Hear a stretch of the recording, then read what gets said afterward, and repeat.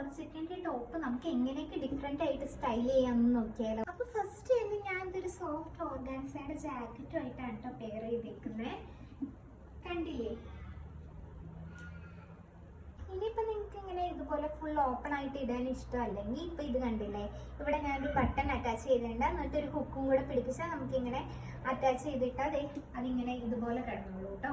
അപ്പോൾ ഇങ്ങനെ full open ആയിട്ട് കിടക്കത്തില്ല, ഇങ്ങനെ ഇടാം. അപ്പോൾ ഫുൾ ഓപ്പൺ ആയിട്ട് ഇഷ്ടമല്ലാത്തവരാണെങ്കിൽ എനിക്ക് ഇങ്ങനെ സ്റ്റൈൽ ചെയ്യാം കേട്ടോ. നെക്സ്റ്റ് ഇനിയിപ്പം നമ്മൾ ചർച്ചിലൊക്കെ പോവുകയാണെങ്കിൽ നമുക്ക് ഇതൊരു വൈറ്റ് പാൻറ്റും ഷോളുമായിട്ട് നമുക്ക് പെയർ ചെയ്യാം കേട്ടോ. ഇത് കണ്ടില്ലേ?